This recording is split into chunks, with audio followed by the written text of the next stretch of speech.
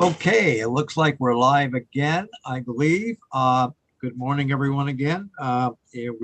This is Senate Transportation Committee, continuing our discussion this morning, and we're talking about municipal restrictions, covered bridges, damages, and expenses. I don't believe I have a covered bridge in my section. I have a little simple drawbridge, but that's a minor one, nothing major there. Anybody have covered bridges in your area?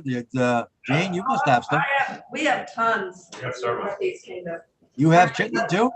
Westford, Browns River, my favorite covered bridge. Wow. How about you, Senator Perchlik? Oh, yeah, We got several. Wow. All right. Okay. We're going to, Anthea, you want to lead us off and talk a little bit about this issue, Billy? No one can actually drive over. Okay, so I'm going to share my screen so you all have the language. Oh, I just have stuff. Thank you. And we are, if you're following along in paper copy, I am going to put us on to page 49. Oh, sorry, page 48, starting with section 40. And it looks like it's up, so hopefully everyone can see this. So we're going to be talking about sections 40 to 50, and they're all kind of interrelated, and they're dealing with shifting language that is currently in Title 19 related to municipalities and restricting the use of covered bridges, moving it into Title 23 and kind of giving it a facelift and having it, link up with the rest of Title 23 and then making some technical changes along the way. So the first two things that we're going to do in sections 40 and 41 is repeal language in Title 19 that currently exists in 19 VSA section 313 and 19 VSA section 315. Language in 19 VSA section 313, and I kept it in there as opposed to just doing is repealed so you can see what it says, but it's giving the agency and the municipalities where a covered bridge is located the ability to restrict limits to weight, height, and width as they establish, then establishing what needs to be done in terms of posting requirements and where it is. And then in section 315, it's saying what the penalties are, and it's a fine of not more than $200 for the first offense and not more than $300 for each subsequent offense. This is in Title 19, and when I'm sort of describing the statutes, Title 19 has to do with like maintaining highways and the appropriations for town highway aid and condemnation proceedings, whereas you can do something wrong and be hit with a penalty for it, and the operation of motor vehicles, that stuff is more in Title 23. So I understand why this was put into Title 19 when it was enacted. It has to do with the municipality regulating part of the highway, but by having it in Title 19, it's not a traffic violation, which means it doesn't go to the Judicial Bureau. And I didn't know it existed because I was looking for it in Title 23 and Title 24 dealing with municipal authority, and I just couldn't find it. And it was actually Captain Andrews who was like, oh, it's in Title 19 over there. And I think once this came up from a member in the House who's interested in it, the agency was supportive, at the very least, of moving it over to Title 23. It just sort of makes more sense there. So we're repealing it. There's in section 40, then there's a whole lot of section 40 still in 19 VSA. So it's taking out all of section 313. No, but and there are other sections, and in that portion of Title 19. Yeah. Yes. Or is this the only, or is this the total of section? Section 40 of the bill, you mean? No, this is section 40 of this bill, but it's 19 VSA section 313. I was just wondering if there's other stuff. Was this its own section? That's all I'm asking. Sections. It's not a subset. No. That's all. It's taking the whole thing in its entirety, moving it. Exactly. That's all I'm. All of 313 and all of 315. Thank you. So it's not like a subsection. But good question. Okay, so we've now taken it out, and then it's going to get added in a modified form in sections 44 and 48. So we'll get to where it's added, but since this is going in numerical order within now Title 23, that's why you're not seeing it immediately next. Sections 42 and 43 are redesignating the titles of sections. So you'll see on line 14, it says 23 VSA section 1396 is redesignated to read, whereas normally you're used to seeing that a section is amended to read. We can use redesignated when all that's changing is the section number or the name of the section, which is why you don't see the balance of section 1396 or the balance of 1397. Nothing about the law in those sections is changing. It's simply adding weight to those two section headings because they are related to weight.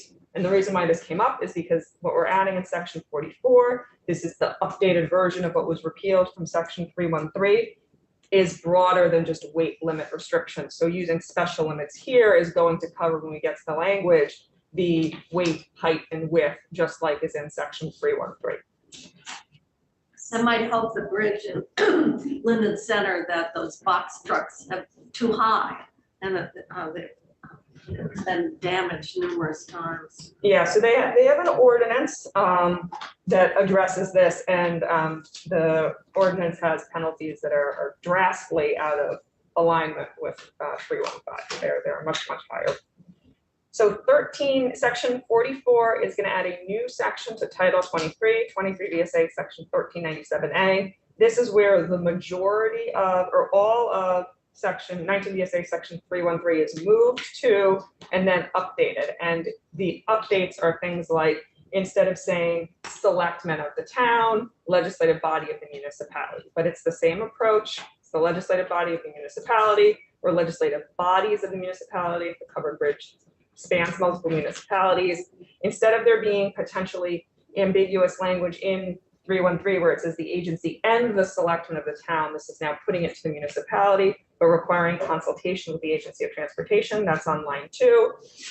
Continuing to say that the municipalities can restrict the use of the bridge to vehicles that are within limits as to one or more of the following, as they establish weight, height, or width, same as what was in 313. Any limitation shall be permanently posted by the municipality with signs that conform to the standards established by section 1025 of this title. That's the reference to the Manual of Uniform Traffic Control Devices. If you look to 313, it was providing in it language about how the signs needed to be a standard size of at least 24 inches by 24 inches and with lettering not less than 3 inches high. If you link to the MUTCD, you're requiring it to comply with the uniform posting requirements. And then the balance of this is the same as what was in 313, requiring that the signs be posted approximately 100 feet from the approaches to the bridge and at intersections as may be required to enable operators of restricted vehicles to take a direct alternate route. So this is what has been deleted from Title 19, added to Title 23, and then updated. Are there fines? There will be. We're going to get to that in a subsequent section. So section 45, under current law, you need to file a certified statement with the clerk in each town, village, or city, updating that to use municipality, fewer words to describe the same groupings. And currently it is the restrictions under 1397. This would also require the certified statement to be filed for restrictions under 1397A. So if a municipality under the language that we just looked at is restricting the use of the covered bridge as to one or more of the following: weight, height, and width, then it would also need to file the certified statement with the clerk of the municipality. And then language about what happens if it's eliminated and the notice there. And that's just doing some more updating using legislative body as opposed to select board or selectmen, municipality as opposed to village or city. Section. Well, I was just looking at it in certified statement to be filed. If a restriction is removed, it's got Secretary of Transportation. Is that because it has broader applicability than the covered bridges that are under the jurisdiction of the? Yeah, because it has to do with 1397. So not changing anything as to the process if it's lifted with 1397. Okay. There's a lot of sections in here that it looks like a lot of current law is changing, but it's the substance of it is not. It's doing sort of technical corrections, mostly just because we were given the opportunity to. This next example, next change is exactly the sort of thing that doesn't change the law in any way at all, but one of the things the editors have started doing is for references, and I'm on page 51 at line 2, for references to another section in a title. We always used to say reference the title. Now they're trying to use chapter or subchapter if they can be just a little bit more specific there. So changing title to subchapter. 23 VSA section 1399B has to do with the exemptions from weight restrictions, and it's spanning 1391 to 1398. So it will cover that new language that's added as 1397A. And the change is to subdivision 2 for municipal and volunteer fire apparatus and law enforcement motor vehicles. So they could bring in their armored vehicle? If it fell under municipal and volunteer fire apparatus. Yeah, and you look at some of those vehicles they bring into hostage situations, they're actually, I think, bought from the military. And also expanding it to be law enforcement motor vehicles. If those are the sorts of vehicles that would be exceeding the height, weight, and width limits for a covered bridge, I don't know, that might be something that someone else could tell you if this addition is really going to have much weight, to use that word. Section 47 is taking the existing language in 23 VSA section 1400D, which is related to an agricultural service vehicle, which is defined in the overarching section 4 definitions for all Title 23 that I can pull up. It is adding them in terms of an exemption for covered bridges. So if you have a municipality under 1397A that has posted saying you need to be smaller than this size to use the covered bridge, that would not apply to the agricultural service vehicles. And your question to me, which would make a lot of sense, is, but you're referencing here on page 52, line 1, subsection 1434C, not 1397. 1397A. 1397A is what would let the municipality set those limits. We haven't gotten to 1434C yet. That is where it's the prohibition on the vehicles that are large or going over the covered bridge, and that is where you're going to get your civil penalties. So I felt like we've been building to that a lot. We gave the municipalities the ability to set the limits for the covered bridges, but then we haven't actually prohibited the usage like there was in 315 and set the penalties there. That happens in section 48. Cleanup language in subsections A and B, adding the broader language description in the section heading instead of just saying penalties. Penalties for what? It's penalties for the operation in excess of weight, height, or width limits. Adding subsection headings for A and B, and then making subsection A kind of match the flow of subsection B and vice versa, not changing the law, just sort of changing some sentence structure. Subsection C, this is the really important piece to go along with 1397A. This is where it says that the operation of a vehicle on a public highway in excess of the legal limits designated for a covered bridge under 1397A or applicable under 1392, 1 and 2. Those are blanket limitations for certain bridges based on the type of bridge and the location. Shall be a traffic violation, so that's going to send it to the Judicial Bureau, and then it's going to have a civil penalty of $1,500 or $2,000 if there is a substantial impediment of the flow of traffic, and then a second or subsequent conviction within a 3-year period would have it be doubled. So very similar language, just language notch. I have a question, and that has to do with responsibility for the repairing the damages. Now, it seems like if you have an accident, you take out guardrails, I think the operator is responsible for replacing guardrails, the insurer, I don't know. I'm just wondering, in other words, if somebody disregards the weight limit and does $20,000 worth of damage to one of these bridges, is there, in addition to the civil penalty, is there a responsibility around damages to that public property? If you get to section 49, you will see it. Okay. All right, I'll put my glasses back on. So a lot of the language in, a lot of the language in 1492, you'll see that a lot of things are being crossed out and added in, section numbers are changing.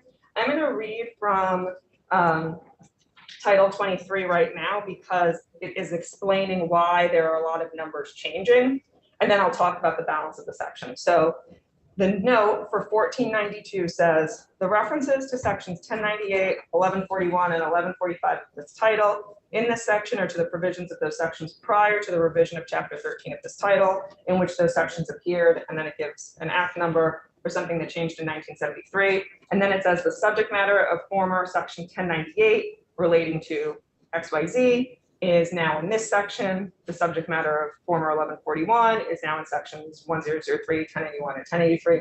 So this is making it so that the changes that probably should have happened in 1988 in terms of internal citation references are corrected, but it is not changing the text of the law, which is to say that if the owner, driver, operator, or mover of any motor truck, tractor trailer, etc., in violation of these provisions, and it's including subsection 1434C, which was just added above, as it pertains to these sections, then that operator, driver, etc., shall be liable to the state or municipal corporation in which the act is committed for damages to a public highway, adding in or bridge, occasioned by the moving, operating, etc. It can be recovered in a civil action or in an action on the bond provided in this chapter in connection with the issuance of permits, provided the action is brought within 2 years after such act is committed. So not changing it as it applies in existing law. And this was something that I thought could be updated. So I didn't really want to touch it, and there's changing something in a non-just technical way, updating the internal references to be accurate, and then adding in 1434C. So it would give the municipality the ability to have a civil action. And then section 50, new language. So the municipality then would be able to secure compensation for well, and this would be covered under, you have to have liability to be operating. So that is going to be a question outside of my knowledge of I do insurance, but my guess would be. yeah. So that's what your liability with insurance would be on the hook for, assuming that you're meeting that requirement. Okay, and then the last language related to this portion of the bill is section 50, adding language to title 24, that's dealing with municipalities, right to recover expenses for emergency services. So if a municipality deploys police, fire, ambulance, rescue, or other services to aid stranded operators of vehicles or to move disabled vehicles, so this is broader than just covered bridges, but it would apply if there was a vehicle that was disabled in a covered bridge, may recover from the operator or the operator's employer the costs of providing the services. Chair Mazza? Yes, go ahead. So on this, two questions. One, I'm assuming this also would apply to like the smuggler's notch. And the second question is this new? So municipality can't currently assess the cost of providing services? I would look to Glenn and the League of Cities and Towns to see if this is something that they think, municipalities think they sort of have the power to do, not explicitly, this was explicitly. So that's it for me unless you have questions on this. Too early to move to approve? Go ahead. I think you have a lot of witnesses on this one. Anything else at this point? Anthea? Oh, nothing for me. I'm going to vacate the seat because I feel like when I turn around, I'm in the front row of a movie theater. Okay, so Pam will be next, is that correct? Yes. Okay, And I will take down my share screen.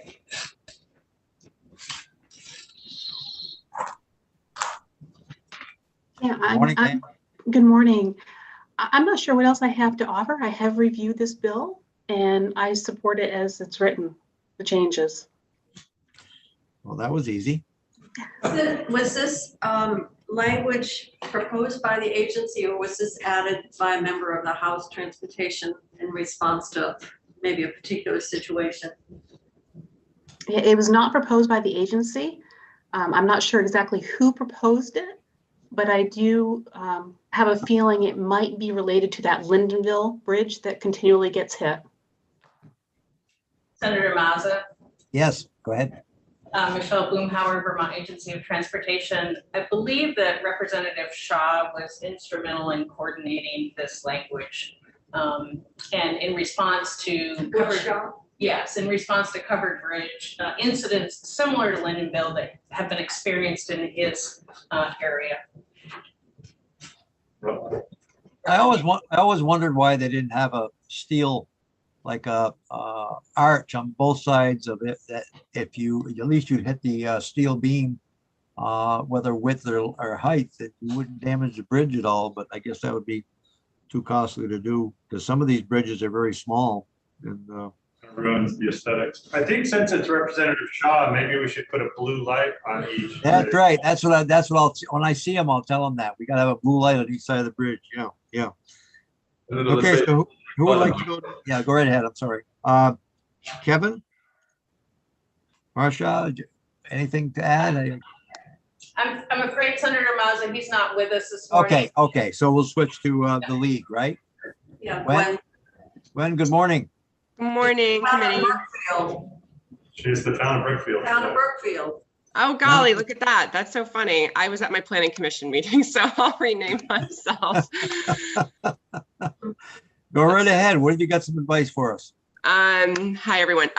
So are we talking, I apologize, because I just got out of Senate Judiciary. Are we talking about the weight limits on bridges or other parts, or what would you like me to speak to? Anthea, you want to give her a brief overview, Apologize. basically?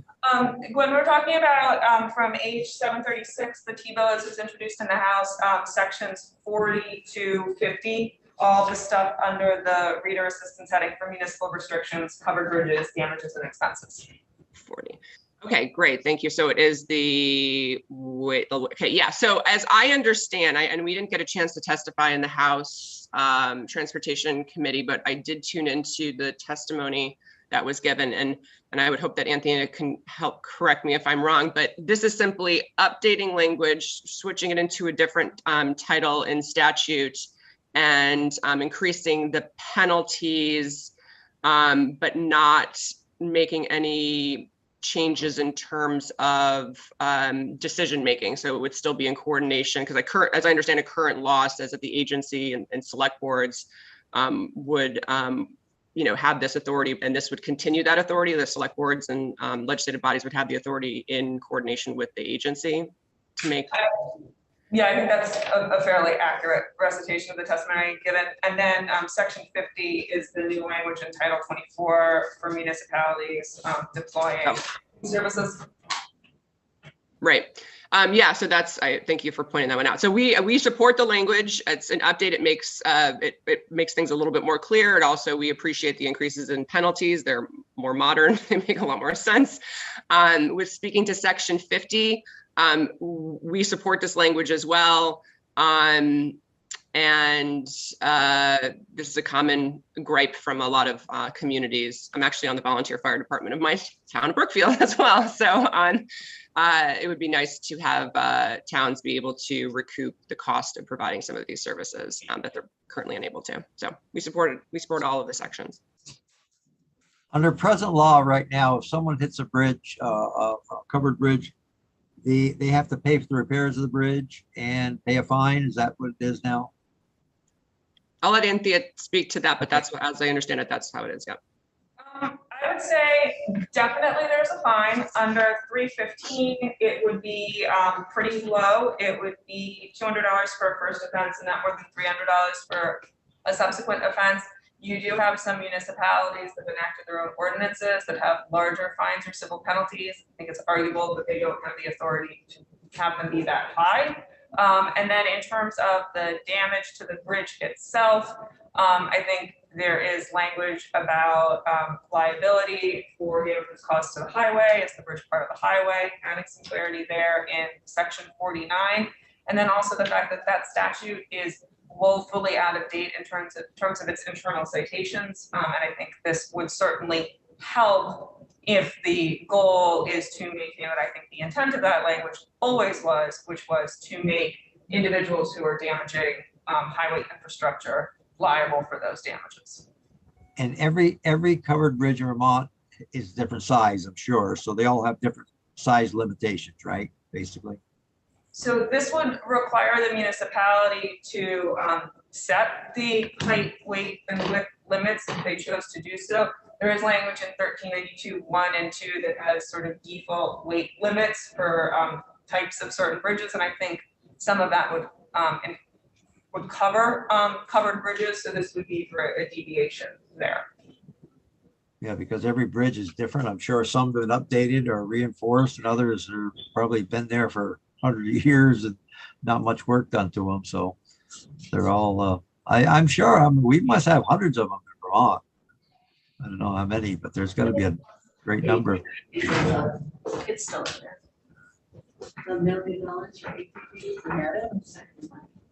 No, Any questions from anyone? we really did want to do. Not on this data section. For vaccinations. Senator Kitchell's already working on another section. Yeah, I think she's already, yeah, she's ahead of us, or I don't know what's going on here, but And Senator Mary Kitchell, go ahead, Michelle- share your thoughts with us. Page 11. She's not talking. Yeah.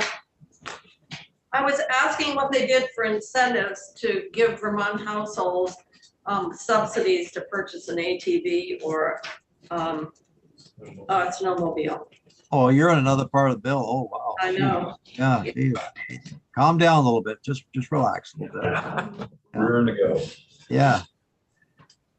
Okay, well, I guess this, I don't think there's going to be a lot more conversation on this piece. So it sounds like everybody's in agreement.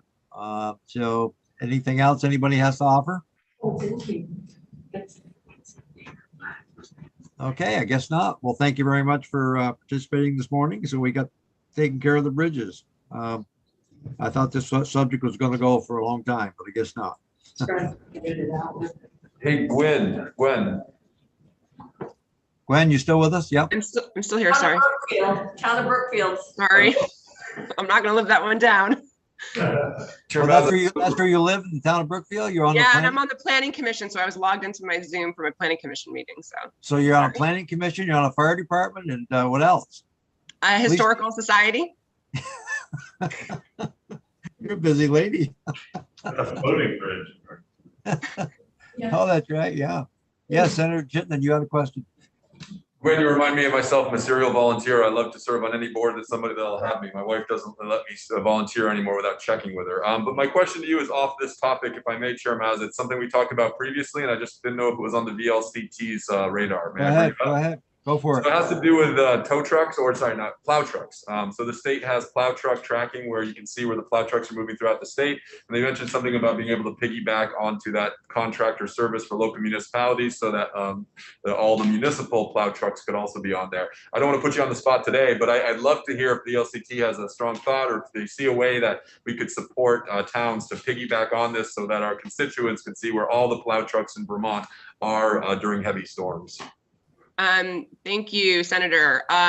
I don't mind speaking to this. I think our knee-jerk reaction just on the concept is really positive. I think that any means, I mean, especially like when we talk about the centralized permitting, you know, from DMV and sort of those, anything that can be more centralized and have a database where, or a repository where Vermonters and travelers have access to the most up-to-date information would be positive. I think towns do their best to update their own websites or put things on social media, but to talk about, you know, where, especially if snowstorms are coming or there's inclement weather, how they're going to be responding.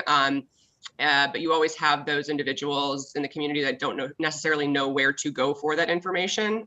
So I think the concept of having something that the local governments can piggyback onto that gives the full picture of the routes of the entire state, and not just the state routes would be fabulous. So I think, you know, I again, devil's in the details, but I think the concept's really great. And I think we would support something that leads us there. Thank you. Any other questions? Well, thank you very much for coming this morning and give us some information. And it's one more piece of the puzzle we're putting together. Thank you. Thank Appreciate you. it. Okay, I think we can go off from live at this time. Jeannie?